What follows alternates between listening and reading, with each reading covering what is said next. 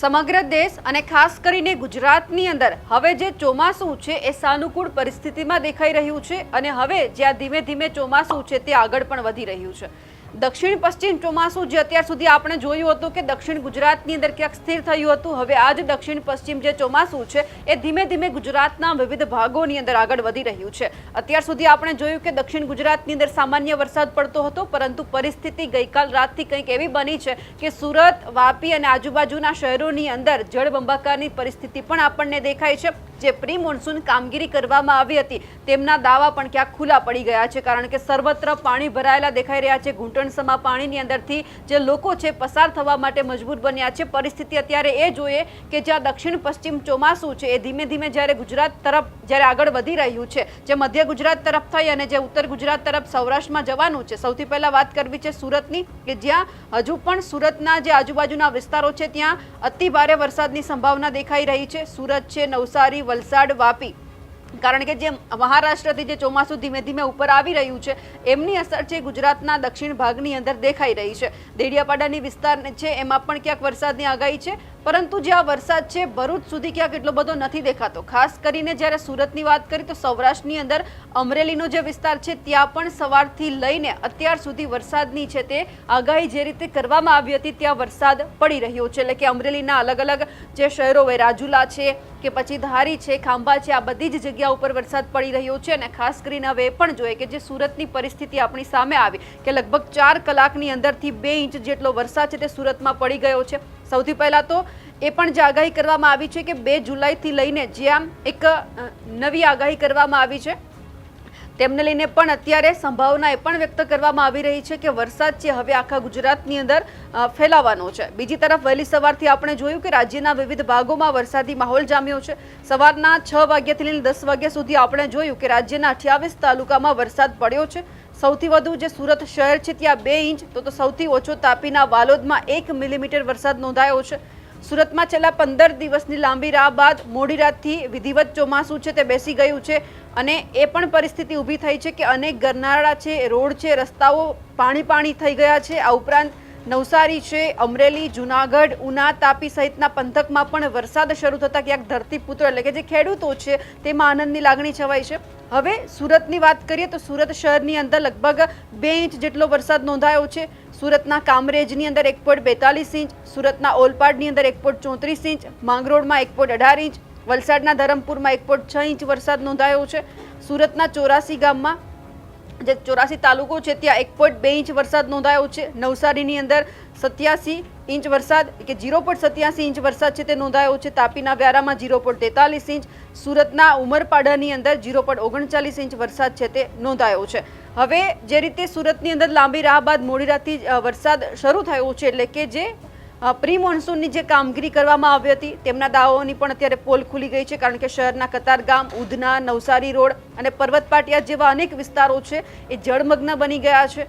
આના કારણે રસ્તાઓ પર વાહનો બંધ થતાં લોકો પણ ભારે મુશ્કેલીમાં મુકાયા છે। અમરોલી પોલીસ સ્ટેશન આસપાસના ઘરો સુધી પણ પાણી પહોંચી ગયું છે। વરાછાની ઈશ્વર કૃપા સોસાયટીમાં પણ ઝાડ પડવાની એક ઘટના સામે આવી છે। ભીમનગર ગરનાળામાં ગટરના જ્યાં ગંદા પાણી છે ઉભરાઈને અંડરપાસ, સ્વિમિંગ પુલ બનતા ઉધનાથી સચિન તરફ જે મુખ્ય માર્ગ જઈ રહ્યો છે 1 કલાકો સુધી બંધ રાખવામાં આવ્યો, કારણ કે અહીંયા ટ્રાફિક જામના પણ દ્રશ્ય છે તે સામે આવ્યા છે। અલગ અલગ તમને જે દ્રશ્ય છે તે બતાવી રહ્યા છીએ, કારણ કે માત્ર સુરતની અહીંયા વાત નથી, અમરેલીની અંદર પણ આ વરસાદ છે તે સવારથી લઈને નોંધાઈ રહ્યો છે, એટલે કે ત્યાં વરસાદ પડી રહ્યો છે। બીજી બાજુ જ્યારે 2 જુલાઈથી વરસાદનો નવો રાઉન્ડ શરૂ થવા જઈ રહ્યો છે ત્યારે કયા એવા વિસ્તાર છે કે જ્યાં વરસાદ પડવાની સંભાવના છે તેમની વાત કરીએ। દક્ષિણ ગુજરાતના સુરત, ડાંગ, નવસારી, વલસાડ અને તાપી જિલ્લાઓમાં, આ સાથે જ દમણ અને દાદરાનગર હવેલીમાં પણ અલગ અલગ વિસ્તારોની અંદર ભારેથી અતિભારે વરસાદની શક્યતા છે। આ સાથે જ વડોદરા, છોટાઉદેપુર, નર્મદા અને ભરૂચ જિલ્લામાં તેમજ સૌરાષ્ટ્રના અમરેલી, ભાવનગર, ગીર સોમનાથ અને દીવ ખાતે પણ ભારે વરસાદની શક્યતા છે। રાજ્યના ઉત્તર ગુજરાત, દક્ષિણ ગુજરાત અને સૌરાષ્ટ્ર કચ્છના મોટાભાગના જિલ્લાઓમાં પણ 40 થી 50 કિલોમીટરની ઝડપે પવન સાથે ગાજવીજ અને વીજળી અને હળવાથી મધ્યમ વરસાદની આગાહી કરવામાં આવી છે। આ સાથે જ 3 જુલાઈથી લઈને 6 જુલાઈ સુધી ભારે આફતની સંભાવના પણ વ્યક્ત કરવામાં આવી છે। આ દિવસો દરમિયાન દક્ષિણ ગુજરાતમાં ચોમાસું રૌદ્ર સ્વરૂપ ધારણ કરે તેવી પણ શક્યતા છે।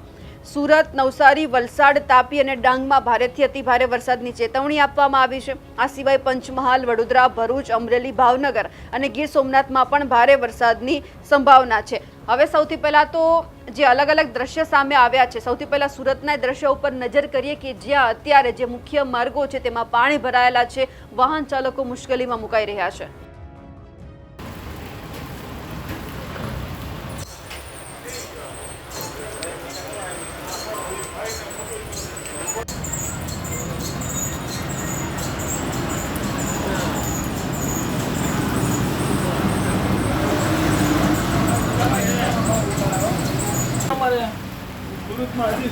આ બાજુ આવો.